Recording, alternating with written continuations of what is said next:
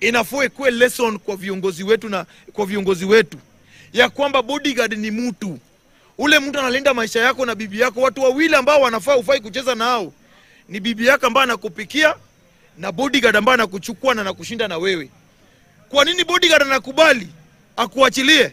Kwa sababu unapata hao watu wengi, hao viongozi mimi nimetembea nao, unapata mtu anatembea na bodyguard amekutoa mahali kama huko Githurai ama wapi, watu wamepigana huko, yeye amemake sure amerisk maisha yake, amekutoa kwa scene. Mumefika mahali kama Serena Hotel usiku, wewe unapigia msichana fulani Njeri ama nani kuja hapa, unamweka mkule 30,000 ama 40,000. Ule bodyguard unamuita umpe thao ama thao mbili atafute mali ya kukula. Pale Serena atapata mali ya kibanda ya si usiku?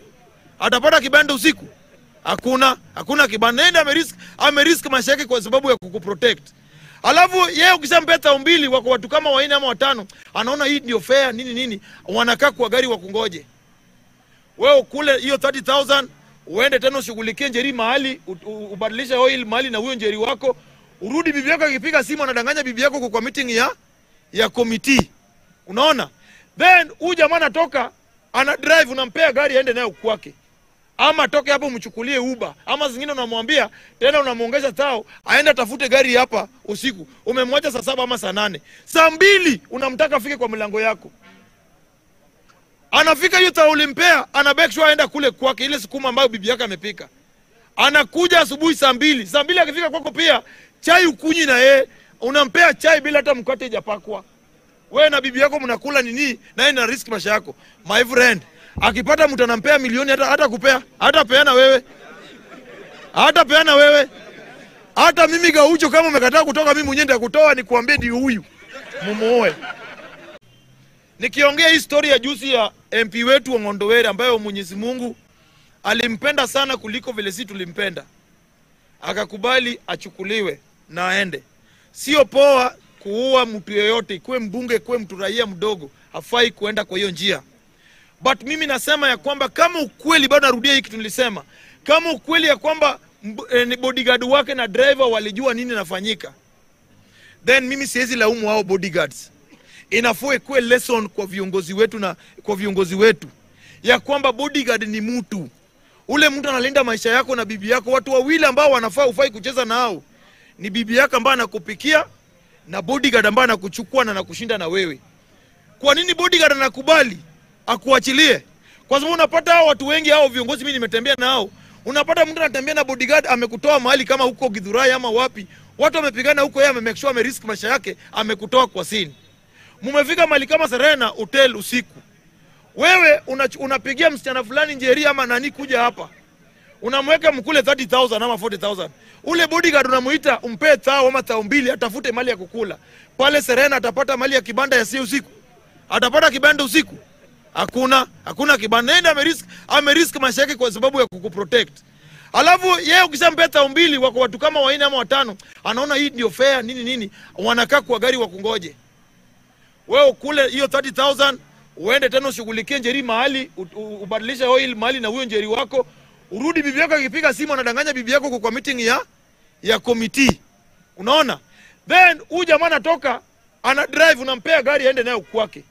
Ama toke hapo mchukulie Uber, ama zingine unamwambia tena unamuongeza thao aende tafute gari hapa usiku. Umemwacha saa 7 ama saa 8. Saa 2 unamtaka afike kwa mlango yako.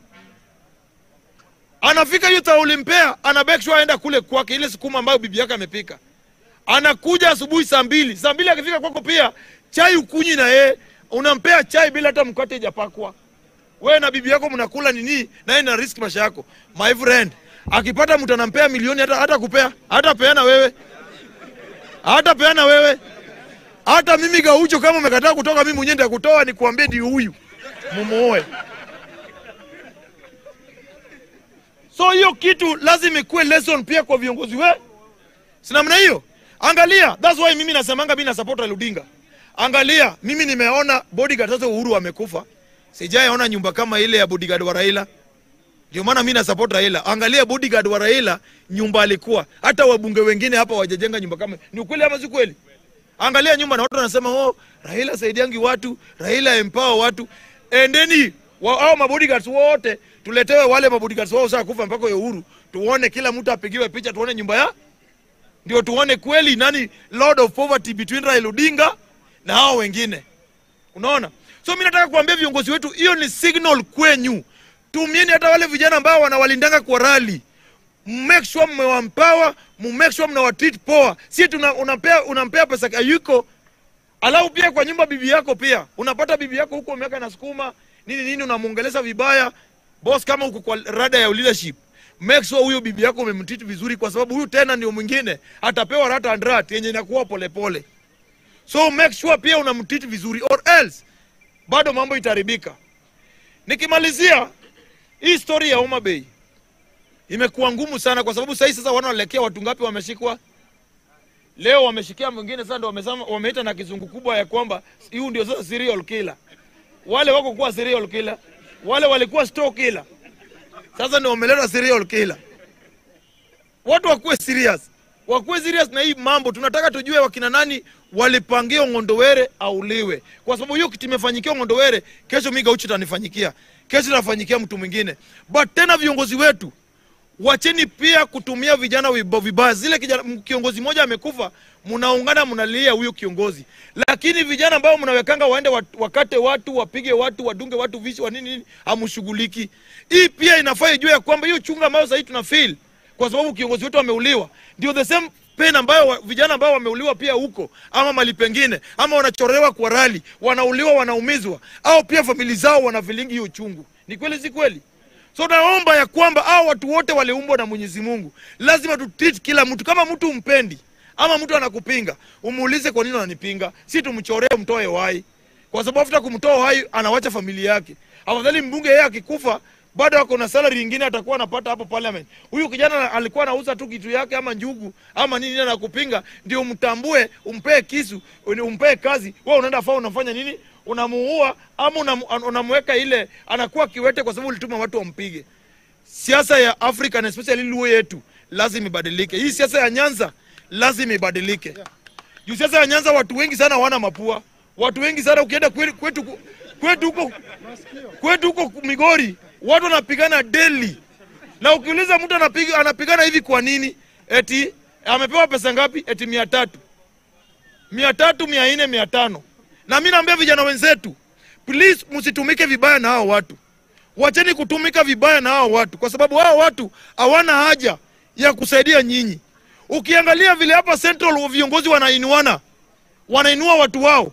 Ukiangalia mali watu wa viongozi wainuani watu ni hapo Kambani, Western Kenya na Nyanza. Hapa tumewekwa tu tunapigana kwa rally, kiongozi fulani apate kiti ya red na nia zifike kwa siku kiongozi anakupigia simu. Lile siku hataki Gaucho afike kwa hiyo mkutano. Ndiye anakuambia nimekutumia 5,000, Gaucho zikanyaga hiyo mkutano, na nia zikae kwa viti ya mbele, na ni microphone azipewe. Hiyo ndio siku maendeleo wanafanya ni kuchorea watu kwa rally. This time round lazima mchange. Na lazima muanze make sure ya kwamba mumeinua maisha ya watu wetu. Si namna hiyo? Hata kama tunaendelea kana Raila Odinga amepea nyinyi magovernors, wamepea nyinyi senators, amepea nyinyi women rep, amepea nyinyi MPs, ameweka wengine bado kwa ministry. Ni jukumu yenu sasa make sure mmefikia hao watu. Si namna hiyo? Na mimi naambia vijana wa Kenya wote, please, kwa sahi mimi siwezi wadanganya. Mimi ulisema ya kwamba Gaucho Raila amemsijui nini, Gaucho anaotanga juu ya Raila. Mimi naomba unauliza nyinyi, wale watu wote wakina Morara si walikuwa hapa mnachangia mpaka pesa? Wamebadilisha msimamo mara ngapi? Wametoka kwa hiyo jensi, wakaingia kwa Munyoro, wakatoka kwa Munyoro tena wakarudi kwa Kikumbi. Mimi Gaucho nishawahi badilisha move yangu hivyo. Mimi nakuanga toka kwa Raila, nikitoka kwa Raila, nikilala kwa mama, nikitoka kwa mama kwa Rosemary. Mimi niko tu hapo. Na huyo ndio mimi najua. Mimi dunia hii mtu nasikiza ni watu wawili. Mwenyezi Mungu na Raila Odinga. Kwa sababu hao ndio watu, mimi nawaambia ukweli, hao ndio watu nafanya nini? Nasikiza. Hao watu wengine wote na Junet Mohamed na sababu. Kwa sababu Junet Mohamed wakati nilikuwa na nyimwa ticket ya kusimama MCA, yeye ndiye alikataa lazima Gaucho apewe hiyo ticket. Lakini kikundi kingine waligang up, nikawaiwa na kura 7. This time round naenda na naambia hata wale vijana ambao wako hapa wanasimama. Kama ule ndugu yangu alisema na kusimama Laikipia. Please tafuteni viti. Mimi naenda MP. Naenda MP ama senator, naenda kuchukua. Na naenda kuchukua na jina ya Raila. Sina pesa lakini naenda kuchukua na jina ya Raila. Mimi naambia nyinyi, jina ya Raila Odinga, wacha niwaambie, unaona vile nimetakikana Kiaru juzi walinipigia simu kwa Ndini Nyoro. Nimetafuta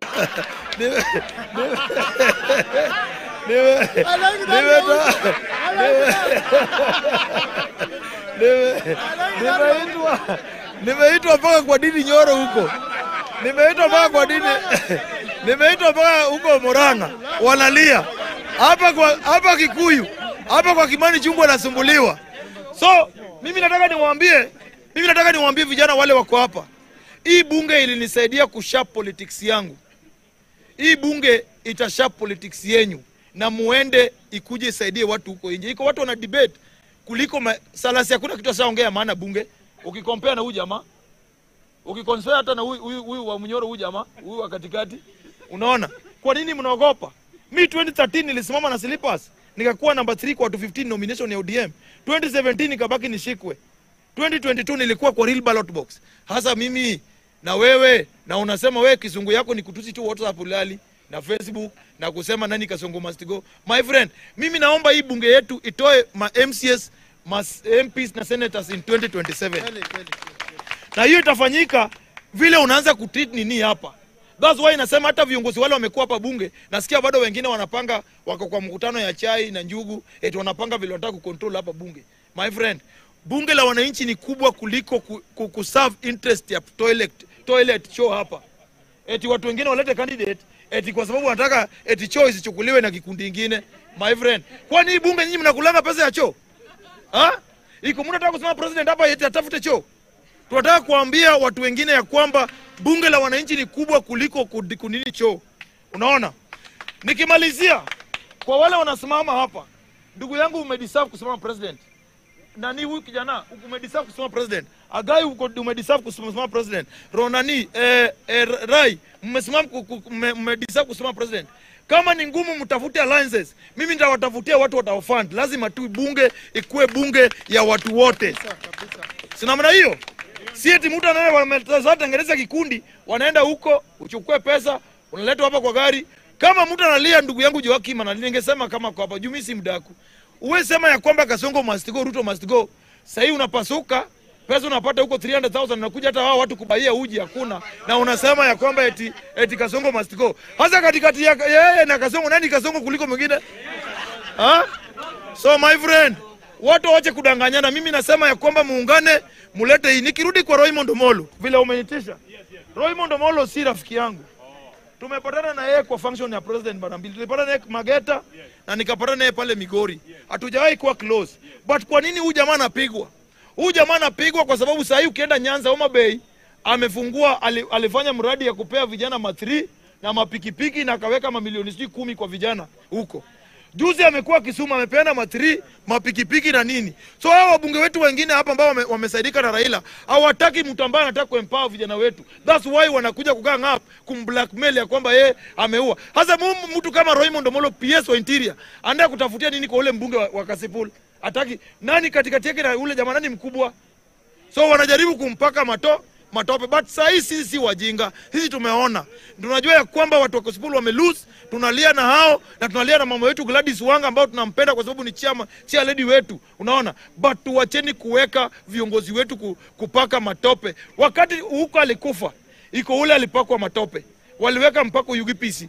Wakati nani alikufa ule Ongili, former mbunge wa game in 1985, wakati alikufa waliweka jamaa mwingine alikuwa anaitwa sijui nani opponent wake. Iko jamaa opponent wake alishikwa na bodyguards wake na akawekwa ndani na alikufia jela. Unaona? Kumbe ule jamaa aliuo Ongili ni Moi Kibaki kwa sababu Moi alisema anataka kuchukua Moi ilikuwa ni Moi ama ni Kenyatta alikuwa anataka kuchukua Ongili. Moi alikuwa anataka kuchukua Ongili akuwe deputy vice president wake. Wakati Kibaki alisikia kwamba anataka kuchukua Ongili, yeye ndiye alisema Ongili alitumia Wajaluo akatua jamaa wakatupa huko. Wakakuja kuwekelea Wajaluo wengine walikuja kushikwa na hiyo noma na wakakuwa ndani. So kwa kivyo iko watu wanaweza tumia hiyo nafasi kuwa mtu na mtu watu wanashikwa wako kando. So lazima pia intelligent wetu wafanye uchunguzi vizuri, isikuwe watu wengine wanabeba mzigo ya watu wengine. Lakini bunge mimi nimewapenda, niko na nyinyi na nyinyi ndio mmefanya nifike hapa. Na waheshimu sana na Mwenyezi Mungu awabariki. Asanteni. Haya, members of the fourth estate na wanabunge wote, sisi tuna protect watu wa media.